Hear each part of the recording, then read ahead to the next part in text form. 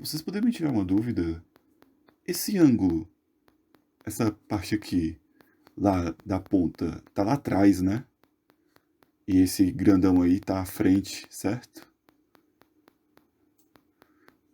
Não é bem assim. Ha. Como assim? O quê? E essa bruxaria? Eu vou te acusar na Inquisição, hein? Calma, calma, não precisa me queimar na fogueira. Isso tem uma explicação. E este é o meu tema aqui do Pet Acult, que é sobre o Ames Window. Ames Window, ou trapézio de Ames, é uma ilusão de ótica simples, porém fascinante, que com um simples pedaço, por exemplo, de papelão, alguns recortes em proporções e pintura, parece ser uma janela retangular, mas é na verdade um trapézio. Sobre a vida do criador dessa brincadeira de ilusão de ótica, Albert Ames Jr., foi um cientista americano que fez contribuições à física, psicologia e à oftalmologia, além de ter sido pioneiro nos estudos de psicologia visual ou, em outras palavras, percepção óptica. Em sua pesquisa, a percepção visual e a rotação de uma janela em forma de trapézio, ele analisa como o nosso olho se comporta perante diferentes percepções, usando um trapézio com janelas em sua devida perspectiva. Mas a pergunta fica, mas por que o trapézio? Um dos motivos de ser o trapézio é porque o trapézio em si, ele consegue criar um efeito de ilusão, de perspectiva, ou seja, profundidade. Como vocês podem ver pelo vídeo, ah, ele é a base, literalmente, de medidas para a criação das janelas e, enfim, para o Ames Window. Vocês conseguem perceber que o trapézio, quando ele não tem as janelas do Ames, a tridimensionalidade dele. Enfim, consegue localizar onde está à frente, está atrás. Não há tantas ilusões de óticas. Mas a coisa muda quando há as janelinhas de acordo com a perspectiva, etc. Chega, buga a cabeça onde está à frente, onde está atrás. E olhando para cima você percebe a posição do objeto. Isso acontece porque dentro da pesquisa do Ames, meio que a nossa mente tende a colocar as coisas em ordem.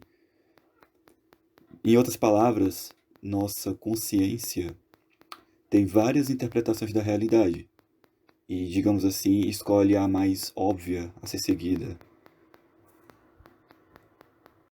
Porém, é aquela coisa, nosso cérebro ele cria o padrão, mas quando você mexe o objeto, fica aquela coisa, peraí, isso tá esquisito, eu vou ter que refazer de novo o cálculo. E por aí vai, sempre vai cair na ilusão.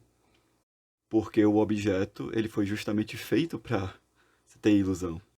Porém, nos estudos do Ames, este tipo de ilusão é mais comumente em pessoas que moram em grandes cidades, porque as grandes cidades têm o que ele chama de carpentered environment, que são tipo locais com ângulos de 90 graus.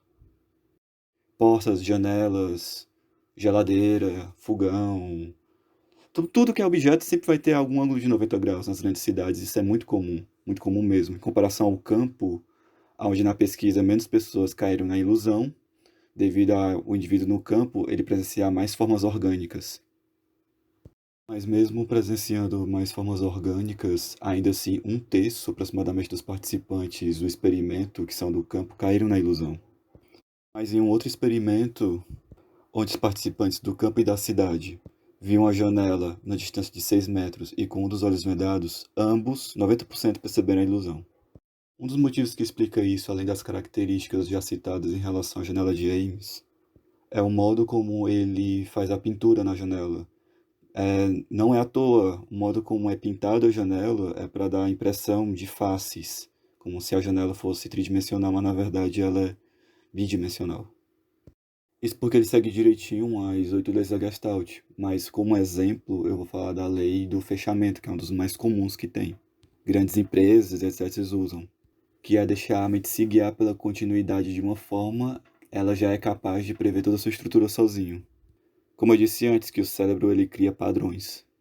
O cérebro ele cria padrões e o Ames ele brinca com esses padrões através de um processo chamado anamorfose, que é um efeito de perspectiva que você tem que chegar em um ponto para poder ver o objeto como ele realmente ele é, ou verá ele distorcido.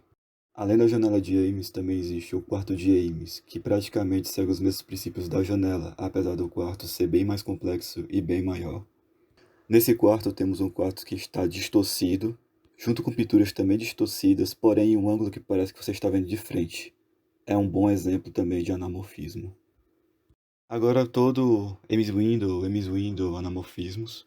Vamos para um pequeno tutorial de como fazer essa janela, que apesar da sua complexidade teórica, enfim, não é difícil de fazer, só um pouquinho complicadinho em questão de perspectiva, mas não é difícil fazer. Como fazer o Ames Window? Primeiro você faz uma linha do horizonte, com ponto de perspectiva, 4 linhas, 4 colunas, apaga um pouquinho, faz o objeto aí como está no exemplo, e pinta usando cores contrastantes. Então, é um jogo de perspectiva, pintura e a forma como você coloca o objeto em determinado ângulo para enganar a nossa consciência que tenta compreender a janela ao colocar em padrões que estes não condizem com a realidade. É, os olhos enganam mais do que vocês imaginam.